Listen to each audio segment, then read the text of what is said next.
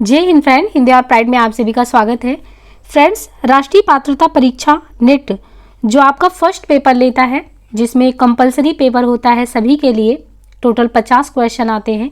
उसमें 10 यूनिट में जो विभाजित होता है, उस यूनिट में एक सेगमेंट आपका है आईसीटी से रिलेटेड। आईसीटी यानी सूचना और संचार प्रौद्योगिकी। तो अभी तक तो चैनल पे आपको बहुत सारे जो है हिंदी साहित्य संबंधी स्पेसिफिक कंटेंट प्रोवाइड किए जा रहे थे, परंतु साथ ही साथ आपको पेपर क्वालिफाई करने के लिए आपको 50 में से करीबन 20 से ऊपर क्वेश्चन सॉल्व करिए। और अगर आपको सच में नेट या जेआरएफ में आना तो 30 से 40 क्वेश्चन आपको बनाना है फर्स्ट पेपर से। तो हमसे जितनी सहायता हो सकेगी हम फर्स्ट पेपर में भी कुछ यूनिट आपका करवाएंगे, जैसे इन्वायरमेंट के यूनिट को, शोध अभिवृत्ति, शिक्षण अभिवृत्ति, बोधगम्यता, है ना। तो आप लॉजिकल रीजनिंग मैथ वाला शायद पोर्शन यहाँ देखने को ना पाएँ या बाद में देख भी सकते हैं, परंतु और भी करीबन 8 यूनिट जो है वो आपकी, उसमें हम अपनी तरीके से पूरी कोशिश करेंगे कि आपकी मदद हो। हमारे पढ़ाने का तरीका यही होता है कि सबसे पहले आप प्रीवियस एक क्वेश्चन को सॉल्व करिए, क्योंकि बहुत सारे क्वेश्चन रिपीट होते हैं और क्वेश्चन हम इस तरीके से कराते हैं कि साथ में आपका व्याख्या भी क्लियर होता जाए। तो ये जो सेगमेंट है सूचना और संचार प्रौद्योगिकी आईसीटी का, जिसमें आईसीटी उसकी समान संक्षिप्तियाँ, शब्दावली, इंटरनेट, इंट्रानेट, ईमेल, श्रव्य दृश्य कॉन्फ्रेंसिंग की मूल बातें, या उच्च शिक्षा में जो भी आजकल डिजिटल पहल हो रहा है, या आईसीटी क्या होता है, सुशासन क्या होता है। तो ओवरऑल जो आप कंप्यूटर के बारे में जानकारी रखते हैं, इनसे जो क्वेश्चन बनते हैं उसको जो है हम इस टॉपिक में कवर करेंगे। तो उम्मीद है कि आप जो है सेशन में बने रहेंगे। ये आप लोगों के लिए ही सेशन है, खासकर जो नेट के विद्यार्थी अपीयर होने वाले हैं एग्जाम में, उन्हीं के लिए है। तो पहले हम पेपर जो प्रीवियस में क्वेश्चन आए हैं टॉपिक वाइज उन्हें सॉल्व करेंगे, फिर बीच बीच में हम उनके फैक्चुअल जो चीज़ें हैं कि कॉन्सेप्ट आपका क्लियर होता जाए, उनको भी करवाते चलेंगे। लेकिन आप जब क्वेश्चन सॉल्व करिएगा तो ये ध्यान में रखिएगा कि हम सिर्फ क्वेश्चन नहीं सॉल्व करा रहे हैं, क्वेश्चन के साथ आपको व्याख्या भी प्रोवाइड कर रहे हैं, जिससे उस टॉपिक पे आपकी अच्छी पकड़ हो और वही क्वेश्चन आए या उनसे रिलेटेड भी क्वेश्चन आए तो भी आप इजीली कर पाए। तो उम्मीद है कि आप साथ बने रहेंगे इस सेशन में। चलिए शुरू करते हैं। तो फ्रेंड, इंफॉर्मेशन एंड कम्युनिकेशन जो टेक्नोलॉजी है, आईसीटी है, उससे जो पहला क्वेश्चन है वो देखिए, यहाँ के जो एब्रिविएशन से क्वेश्चन आते हैं। सबसे पहला क्वेश्चन अगर देखेंगे तो यहाँ पे दिया है match the following in the respect of scheme and there objective. तो आपको कुछ योजनाएं दी गई हैं और उन योजनाओं के ऑब्जेक्टिव से रिलेटेड क्वेश्चन है। जैसे यहाँ पे आप देखिए एब्रिविएशन में OSCR है ना, तो यहाँ पे दिया है one stop education portal. NPTEL के सामने दिया है संस्थानों के नवीकरण पर जो आधारित रैंकिंग होता है। ARIIA तो building engineering and core science courses ये करके है। और यहाँ पे SAKSHAT ये एनिमेशन रिपोजिटरी है। तो कुल मिला के ये आपको जो चारों ऑप्शन दिख रहे हैं ये एब्रिविएशन है संक्षेप में, और इनका विस्तृत जो है ये ऑब्जेक्टिव क्या है उनसे रिलेटेड आपको मैच द फॉलोइंग में है। तो ये CGPET सेट के क्वेश्चन पेपर में आया हुआ क्वेश्चन है। तो यहाँ पे देखिए ये योजनाएं आपको बिल्कुल ध्यान रख लेना है, या कोई कॉपी रख लीजिए नोट डाउन करने के लिए कि आईसीटी से जो क्वेश्चन है हमें इनको बिल्कुल ध्यान में रख के चलना है। जैसे इसका फुल फॉर्म अगर देखें तो ये OSCR जो संक्षेप में है, OSCR का क्या मतलब होता है इस योजना से, ये जो है एनिमेशन रिपोजिटरी है, इसका उद्देश्य एनिमेशन से संबंधित। NPTEL क्या करता है, ये building engineering and core science courses. ARIIA ये संस्थानों का जो नवीकरण है, उस संस्थानों के नवीकरण पर आधारित रैंकिंग है। और ये वन स्टॉप एजुकेशन पोर्टल है, साक्षात करके कुछ। तो ये जो है आपका वन स्टॉप जो है सॉल्यूशन प्रोवाइड करता है। अब यहाँ पे देखिए दूसरा क्वेश्चन है, इनके फुल फॉर्म वगैरह को कहीं लिख लीजिएगा, इसको बार बार ना रिवाइज करते रहिएगा, बहुत ही इंपॉर्टेंट है। देखिए अपने खुद के अनुभव पे जो हमने क्वालिफाई किया, तो खुद के अनुभव पे मेरा ये तरीका हमेशा से रहा है कि सबसे पहले हम प्रीवियस के क्वेश्चन को सॉल्व करते हैं, फिर वो काफ़ी कुछ दिमाग में बैठ जाता है कि ये क्वेश्चन आया है। तब जब भी हम ना टॉपिक पढ़ते हैं तो वो अपने आप चीज़ें क्लियर होती जाती हैं। तो आप इनको पहले इनसे रिलेटेड क्वेश्चन को सॉल्व करिए, फिर आप चाहिए जो भी आपके पास बुक है उनसे पढ़िए, या हम भी करवाएंगे। तो फिर देखिएगा आपके क्वेश्चन कैसे लगेंगे कि हाँ ये क्वेश्चन आए, इसको तो हमें ज़रूर ध्यान में रखना है। ये तरीका होता है। अब यहाँ पे जैसे क्वेश्चन आया कि CAE, तो आपको फुल फॉर्म बिल्कुल लिख लेना है। CAE का मतलब क्या होता है, calculation arithmetic equation, calculation aided estimate, computer aided engineering, critical assessment for energy. तो CAE का देखिए फंसाने के लिए आपको CAE से ही 4 ऑप्शन दिया है, लेकिन आपको देखिए कि कंप्यूटर से संबंधित हमें सारी चीज़ों को पढ़ना है। और ये देखिए ये NTA UGC में जून 2021 का जो शिफ्ट फर्स्ट का पेपर है उसमें ये क्वेश्चन आया हुआ है। तो ये CAE का मतलब होता है कंप्यूटर एडेड इंजीनियरिंग। तो आप ये ध्यान रखिए, CAE का फुल फॉर्म है computer aided engineering. Computer aided engineering का हम प्रयोग कहाँ करते हैं? इसका प्रयोग जो विभिन्न प्रकार के उत्पाद होते हैं उनके डिजाइन में सुधार करने के लिए। तो ये जो है अलग अलग प्रकार के जो प्रोडक्ट होते हैं, प्रोडक्ट की डिज़ाइन में जब हमको सुधार करनी होती है या अपने उद्योग का विस्तार करना होता है, तो जो इंजीनियरिंग समस्याएं उत्पन्न होती हैं उनके समाधान के लिए कंप्यूटर एडेड डिज़ाइन जो है उसको प्रयोग किया जाता है। तीसरा ये क्वेश्चन है कि जैसे यहाँ पे दिया है क्वेश्चन, आपने आयुष मंत्रालय कई बार सुना होगा, तो ये सीधे पूछा है कि जो आयुष होता है, आयुष जो हम औषधि विज्ञान से संबंधित देखते हैं, आजकल गवर्नमेंट भी बहुत ही प्रमोट कर रही है आयुष मंत्रालय को। तो AIUSH, तो ये जो लिखा है ना, ये YUSH है ना, तो इस पर कभी ध्यान नहीं दिया गया। क्वेश्चन यहाँ से पूछ रहा है ए का क्या मतलब है, वाई का क्या मतलब है, यू का क्या मतलब है। तो वही पूछा है कि आयुष का पूर्ण रूप क्या है, अर्बन, यूनिवर्सिटी, यूनिवर्सल, तो यूनानी।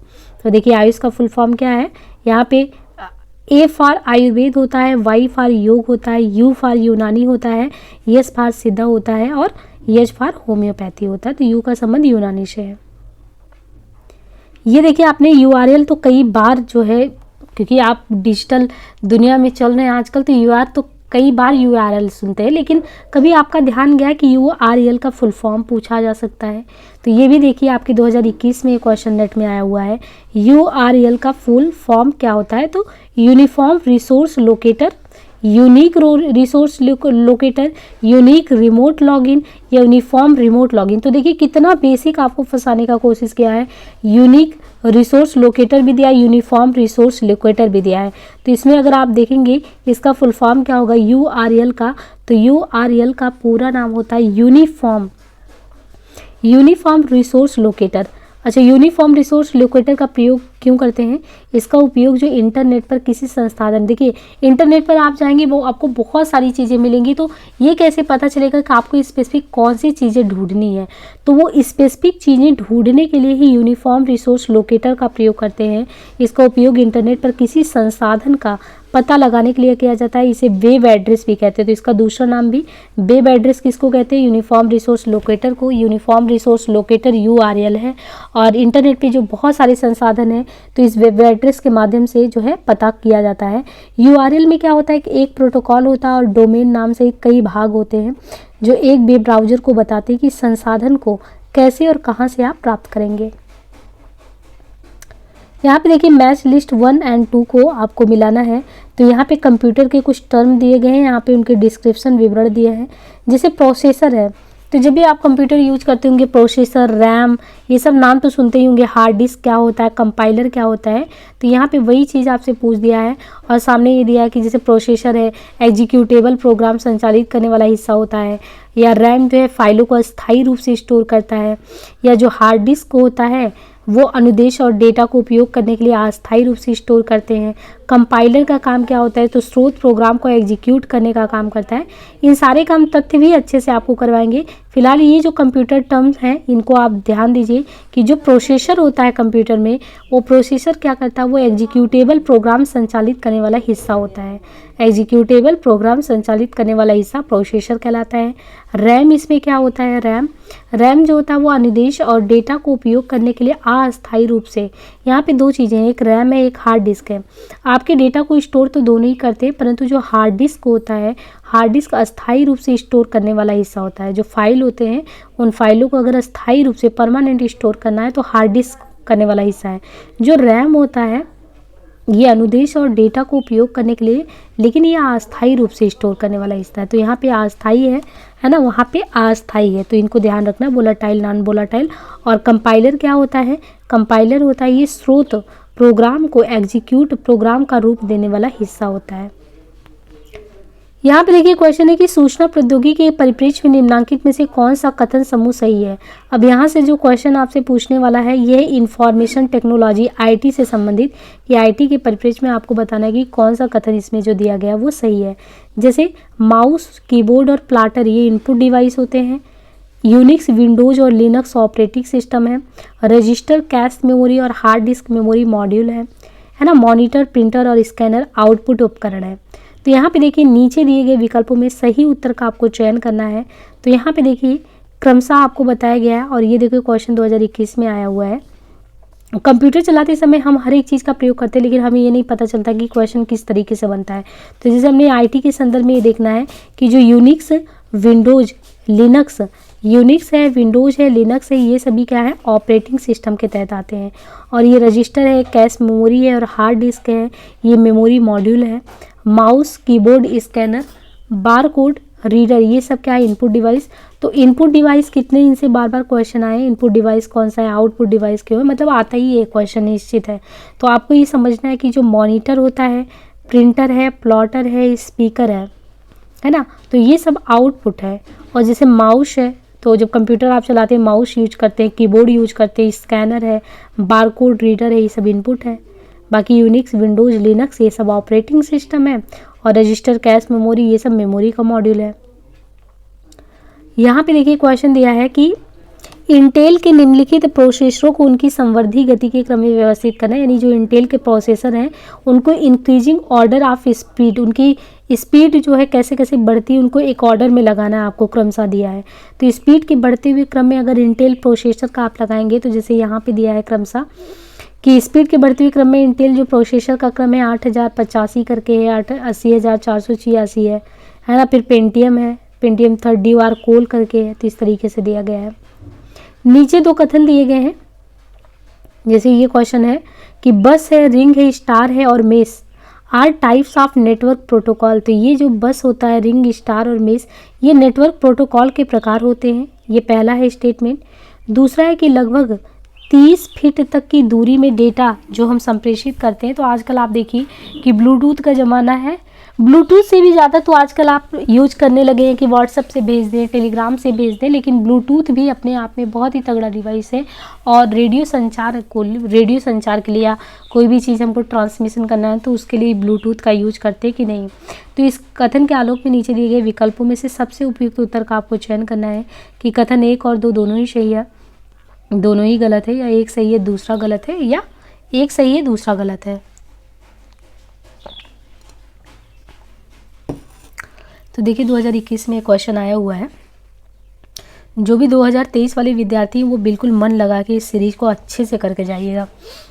देखिए बस, रिंग, स्टार और मेस, बस है, रिंग है, स्टार और मेस, ये नेटवर्क टोपोलॉजी के प्रकार है। तो पहला क्वेश्चन का आंसर आपको मिला कि ये बस है, रिंग है, स्टार है और मेस, ये क्या है, ये सब नेटवर्क टोपोलॉजी के प्रकार है। नेटवर्क टोपोलॉजी नेटवर्क के अलग अलग नोड या टर्मिनल को आपस में जोड़ने का एक तरीका होता है। ये नेटवर्क की भौतिक संरचना को बताता है कि नेटवर्क जो है वो मतलब कि जुड़ा कैसे, भौतिक संरचना। और लगभग जो 30 फीट तक की दूरी में डेटा जो ट्रांसमिशन करने वाला शॉर्ट रेंज वीडियो संचार को ये ब्लूटूथ के माध्यम से भेजा जा सकता है। ब्लूटूथ जो तकनीकी है उसमें 2.4 गीगाहर्ट्ज टू 2.8 गीगाहर्ट्ज के बीच के रेडियो तरंगों का प्रयोग होता है। अतः कथन एक गलत है, दूसरा सही है। तो पहला वाला गलत है। बस, रिंग, स्टार और मेश नेटवर्क टोपोलॉजी के प्रकार है। नेटवर्क टोपोलॉजी के बारे में बताया कि क्या होता है, और ये ब्लूटूथ के बारे में बताया, और कहाँ से कहाँ तक इसके बीच ट्रांसमिशन हो सकता है, ये है। आगे क्वेश्चन है कि आपको कंप्यूटर के कुछ पारिभाषिक शब्द दिए गए हैं और उसके पर्पज यानी प्रयोजन क्या, उद्देश्य क्या है, उनसे आपको मिलाना है। तो देखिए यहाँ पे दिया OCR, OMR। तो OMR तो आप जब भी एग्जाम में जाते हैं OMR सीट भरना होता है। OCR क्या है, तो यहाँ पे सामने दिया टंकित या हस्तलिखित दस्तावेजों को स्कैन करने के लिए प्रयुक्त होता है। OMR क्या है, तो विकल्पी परीक्षाओं में 1 अंक प्रदान करने के लिए प्रयुक्त होता है। ईमेल क्या होता है, ईमेल को कहते हैं कि ये असिंक्रोनस कम्युनिकेशन है, यानी असमकालिक कम्युनिकेशन है। इंस्टेंट मैसेजिंग के लिए आप सिंक्रोनस कम्युनिकेशन, जो समकालिक कम्युनिकेशन, उसके लिए इंस्टेंट मैसेजिंग है। तो इन चारों को तो हम लोग डेली लाइफ में तो यूज करते हैं, पर ध्यान नहीं जाता कि क्वेश्चन यहीं से बनते हैं। अब जब भी आप कुछ भी चलाएंगे तो आपको ध्यान आएगा। जैसे OCR है ना, तो OCR क्या काम करता है, ये टंकित यानी जो आप टाइपिंग करते हैं तो टाइपिंग या हाथ से लिखे दस्तावेज को स्कैन करने के लिए OCR आपने देखा होगा कि जब भी हम ऐप वगैरह चलाते हैं ना, तो OCR जैसे आता है कि आपको कुछ भी लिखा हुआ है तो उसको आप क्या करते हैं, स्कैन कर लेते हैं। तो स्कैनर का काम बहुत ही अच्छे से। तो OCR क्या है, कुछ भी लिखा हुआ है, हाथ से लिखा है, उसको स्कैन करने के लिए प्रयोग में आता है OCR। जो OMR की बात करें, OMR क्या होता है इसमें, तो जो बहुविकल्पीय परीक्षा होती है ना, तो जो बहुविकल्पीय परीक्षा उसमें अंक प्रदान करने के लिए जो है OMR का प्रयोग होता है। ईमेल जो है ये असिंक्रोनस कम्युनिकेशन यानी असमकालिक कम्युनिकेशन के लिए ईमेल आप भेज देते हैं, सामने वाला तुरंत तो देखता नहीं है। अगर किसी को तुरंत कोई मैसेज भेजना कि वो देख ले, हमारी बातचीत हो जाए, तो उसके लिए इंस्टेंट मैसेजिंग का काम होता है जो सिंक्रोनस कम्युनिकेशन के तहत आता है। तो ये है समकालीन कम्युनिकेशन। तो OCR क्या है, OMR क्या है, ईमेल क्या है, इंस्टेंट मैसेजिंग क्या है, ये सारे हमने किए। अब यहाँ पे देखिए क्वेश्चन है कि सबसे बड़ी से सबसे छोटी क्षमता के क्रम में निम्नलिखित स्टोरेज क्षमताओं के सही क्रम की पहचान करना है। सबसे बड़ी से लेके सबसे छोटी क्षमता के क्रम में निम्नलिखित स्टोरेज क्षमता के सही क्रम का पहचान करना है। 15,000 मेगाबाइट्स, 1 गीगाबाइट्स, 5 किलोबाइट्स, 2 टेराबाइट्स। तो आप ये पढ़ते हैं ना कि kilo, hecto, deca, deci, centi, तो जब भी आप जीबी में भी पढ़ते हैं इसी तरीके से बढ़ता जाता है। तो इनको वही बताना है कि किसकी स्टोरेज कितनी ज़्यादा है, उनको सही क्रम में लगाना है। तो देखिए यहाँ पे अगर आप क्रम से लगाएंगे तो टेराबाइट जो है सबसे बड़ा कौन सा होगा, टेराबाइट। टेराबाइट के बाद गीगाबाइट हो गया, गीगाबाइट के बाद मेगा हो गया, है ना, इसके बाद किलोबाइट हो गया। तो देखिए किलो है, फिर मेगा है, गीगा है, टेरा है, तो आपको बढ़ने से घटने के क्रम में। तो इस तरीके से स्टोरेज से रिलेटेड क्वेश्चन आया। अब यहाँ पे जैसे पूछा है संक्षिप्त में जो ISP होता है, तो ISP आप देखते हैं ये क्या काम करता है, तो ये करता है इंटरनेट आपको सर्विस प्रोवाइड का काम करता है ना, तो इंटरनेट सर्विस प्रोवाइडर। ये फुल फॉर्म पूछा गया है, 2020 में ये क्वेश्चन आया हुआ है कि ISP जो होता है उसका पूर्ण रूप क्या है। तो ISP का पूर्ण रूप होता है इंटरनेट सर्विस प्रोवाइडर। ISP क्या है, एक कंपनी अथवा ऑर्गेनाइजेशन होता है जो इंटरनेट एक्सेस जो है उपयोग में, यानी आप लोगों को एक सुविधा प्रदान करता है। कुछ महत्वपूर्ण ISP है जैसे ISP BSNL, MTNL है, रिलायंस कम्युनिकेशन है, ये सभी। Full form the abbreviation of CPS। देखिए एब्रीविएशन से बहुत क्वेश्चन आते हैं, फुल फॉर्म पूछते हैं। जैसे यहाँ पे दे दिया, जैसे IPS था तो वहाँ पे अगर देखें तो यहाँ पे दिया है जैसे CPS, तो CPS का फुल फॉर्म इसमें से क्या होगा, computer program software, control process software, cyber physical software या साइबर फिजिकल सिस्टम। तो यहाँ पे देखिए CPS का फुल फॉर्म क्या होगा, cyber physical system. CPS cyber physical system का संक्षिप्त रूप है। ये एक कंप्यूटर आधारित एल्गोरिदम कलन विधि है जिससे एक प्रणाली या तंत्र को कंट्रोल और रेगुलेट कर सकते हैं। तो ये क्या है, CPS साइबर फिजिकल सिस्टम। यहाँ क्वेश्चन है कि निम्नलिखित प्रौद्योगिकी विधाओं पर विचार आपको करना है। ये टेक्नोलॉजी के अलग अलग तरीके हैं, जैसे माइक्रो प्रोसेसर है, ट्रांजिस्टर है, निर्यात ट्यूब है, कृत्रिम बुद्धिमत्ता है।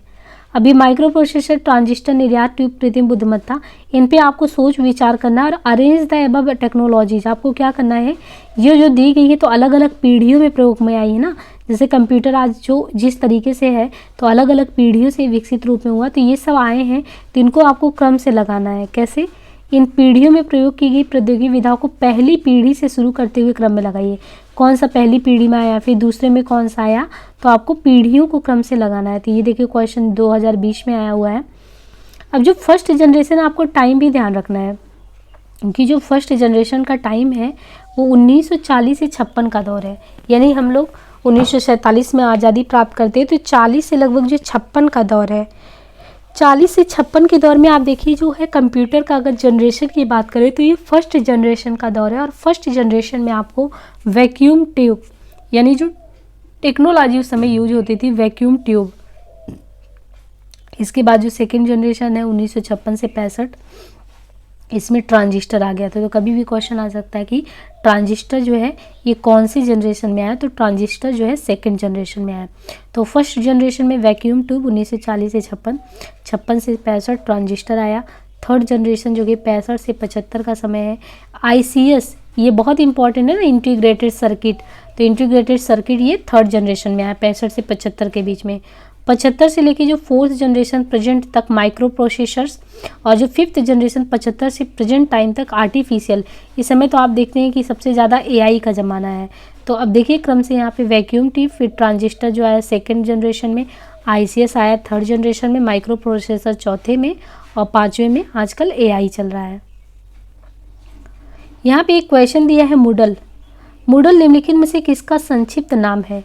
मूडल इज एब्रेविएशन ऑफ, तो इसमें देखिए modular object oriented distance learning environment, object oriented dynamic learning environment, है ना, तो सब उसी से मिलता और जुलता दिया, object oriented distance legislative environment, या modular object oriented distance legal. तो ना लीगल होगा, ना इन्वायरमेंट होगा, ना लर्निंग होगा, तो फिर क्या होगा? तो मॉड्यूलर जो है ऑब्जेक्ट ओरिएंटेड डिस्टेंस लर्निंग। आपको ये जितनी भी सुविधाएं आजकल दी जाती हैं कि घर से बैठ के आप पढ़िए, वो किस लिए गवर्नमेंट सुविधा देती है? कि जो बच्चे दूर दराज इलाकों में उनको भी दिक्कत ना हो। तो फिर ये क्यों बनाएंगे मूडल?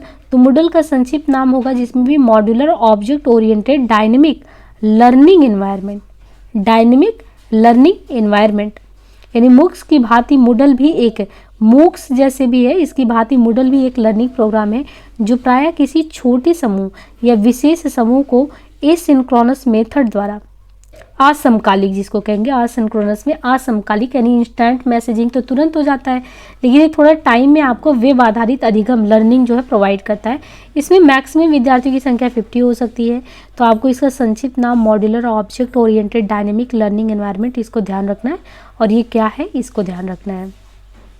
तो इतने भी डिफ़िकल्ट ऐसे क्वेश्चन नहीं आते कि नहीं हो सकते, और पेपर फर्स्ट में अगर अच्छा नहीं जाएगा स्कोर तो आप पेपर सेकंड में कितना भी हाथ पैर मारेंगे तो 60 से 70 के बीच में, इसलिए आपको फर्स्ट पेपर बहुत अच्छे से बनाना है। अब देखिए यहाँ पे OCR, देखिए OCR इससे पहले भी क्वेश्चन में आता, OMR OCR इसका फुल फॉर्म पूछा था, यहाँ पे सीधे इसने पूछा OCR का पूरा नाम आप बता दीजिए। तो ऑप्टिकल कैरेक्टर रिकॉग्निशन, या ऑप्टिकल कंप्यूटर रिकॉग्निशन, या ऑनलाइन कंप्यूटर रीडर, या ऑप्टिकल कंट्रोल रीडर। तो ये जो होता है ऑप्टिकल कैरेक्टर रिकॉग्निशन होता है। संक्षिप्त क्या है OCR का पूरा नाम क्या होता है?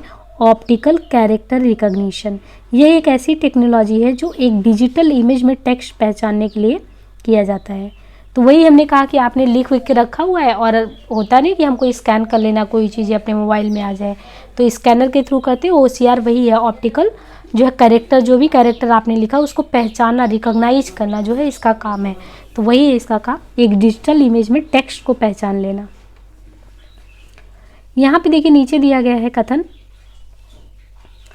कथन ये दिया है कि ऑपरेटर विशेष प्रतीक होते हैं जिनका प्रयोग परिकलन करने, तुलना करने और तार्किक स्थितियों को जांच करने के लिए किया जाता है। ऑपरेटर क्या होते हैं? Operators are special symbol that are used to perform calculation, make comparison and check logical condition. तो ये तार्किक स्थितियों की जांच करने के लिए करते हैं। दूसरा है रिलेशनल ऑपरेटर का प्रयोग जो होता है वो अंकगणितीय संक्रिया अर्थमेटिक ऑपरेशन के लिए होता है। तो पहले तो सीधे ऑपरेटर्स के बारे में है क्वेश्चन कि ये क्या करते हैं? विशेष प्रतीक होता है ऑपरेटर जो कैलकुलेट करता है, तुलना करता है, तार्किक स्थिति की जांच करता है। और जो रिलेशनल ऑपरेटर होता है वो अंकगणितीय संक्रिया अर्थमेटिक ऑपरेशन के लिए किया जाता है। तो इसमें आपको सही कथन क्या है वो चुनना है। तो देखिए कंप्यूटर में एक चीज़ होता है ऑपरेशन, कंप्यूटर को संचालित करना। तो कंप्यूटर में ऑपरेट करना एक कार्य होता है जो दिए गए काम को पूरा करता है। अतः जो ऑपरेटर है, ऑपरेटर जो संचालन में सहायक है, जो चला रहा है, वो क्या करता है? कैलकुलेट करता है, तुलना करता है और तार्किक स्थिति की जांच करने में विशेष प्रकार के प्रतीक होते हैं। और रिलेशनल ऑपरेटर का प्रयोग केवल रिलेशन में तुलना करने में होता है। अतः कथन एक सही है किंतु दो गलत है। जब भी हम रिलेशनल ऑपरेटर की बात करेंगे तो वहाँ पे सिर्फ तुलना करने के लिए होता है, और एक कंप्यूटर को संचालित करने के लिए जो ऑपरेटर होता है वो बहुत सारे काम करता है। यहाँ क्वेश्चन है कि माइक्रोसॉफ्ट एक्सेस, ओरेकल और SQL ये किनके एग्जाम्पल है? तो जो माइक्रोसॉफ्ट एक्सेस होता है, ओरेकल है और SQL, ये सब क्या है? तो ये सब क्या है? ये सब अभी हमने देखा ना, ये रिलेशनल डेटाबेस के तहत आते हैं। माइक्रोसॉफ्ट एक्सेस है, ओरेकल है और SQL ये रिलेशनल डाटाबेस के एग्जाम्पल हैं।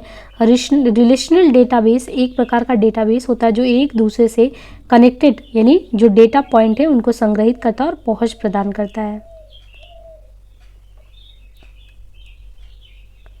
ऑपरेटिंग सिस्टम निम्नलिखित में से किनके बीच इंटरफेस का काम करता है? जो ऑपरेटिंग सिस्टम होता है वो इज एन इंटरफेस बिटवीन किसके बीच है? सॉफ्टवेयर एंड हार्डवेयर के बीच, कंपाइलर और हार्डवेयर के बीच, यूजर और कंप्यूटर के बीच, प्रोग्राम और सॉफ्टवेयर के बीच। जो ऑपरेटिंग सिस्टम होता है वो किसके किसके बीच काम करता है? तो ऑपरेटिंग सिस्टम यूजर और कंप्यूटर के बीच काम करता है। ऑपरेटिंग सिस्टम यूजर और कंप्यूटर के बीच इंटरफेस है या एक सिस्टम सॉफ्टवेयर है जो फाइल प्रबंधन, फाइल मैनेजमेंट, मेमोरी का मैनेजमेंट करता है और प्रोसेस मैनेजमेंट का काम करता है।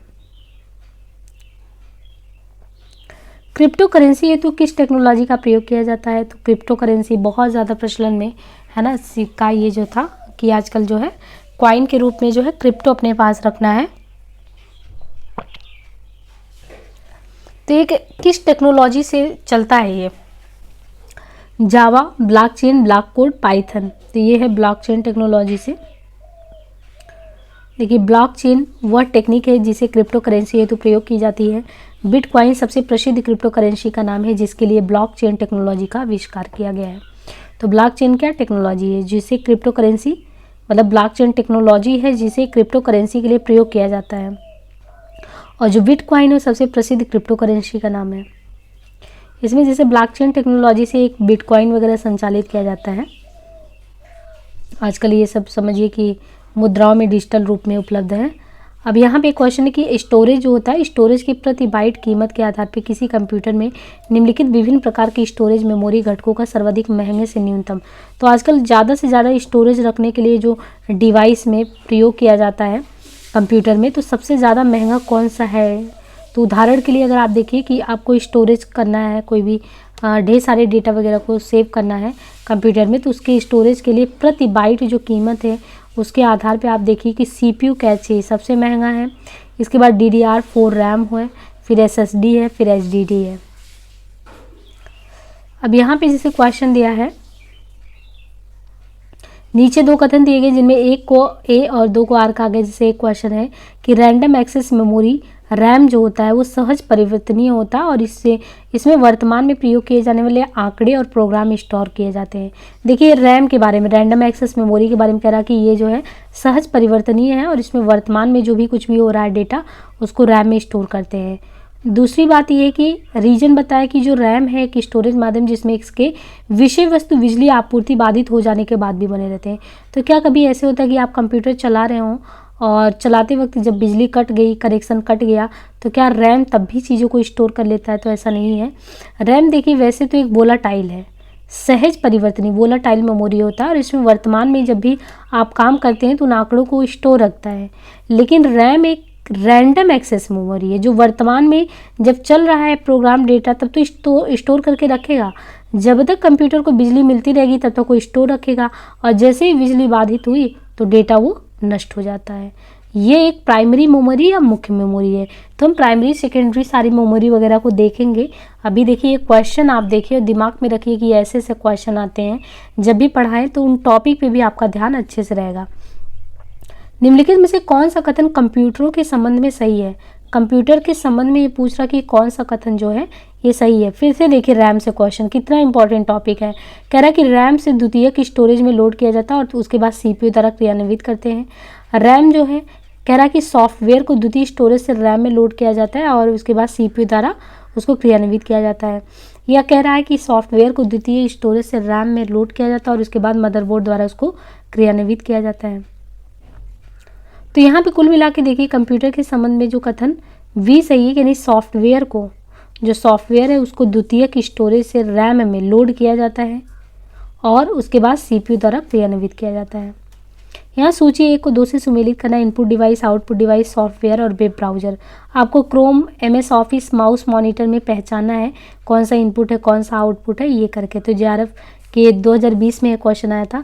इनपुट में माउस है, डिवाइस मॉनिटर और सॉफ्टवेयर MS ऑफिस है, वेब ब्राउजर क्रोम होता है। नीचे दो कथन दिए गए हैं, जैसे किसी कंप्यूटर प्रणाली से लिए गए जो प्रिंट है, जब भी आप प्रिंट आउट करवाते हो तो उसको हार्ड कॉपी कहते हैं, सॉफ्ट कॉपी कहते हैं, ये पूछ रहा है।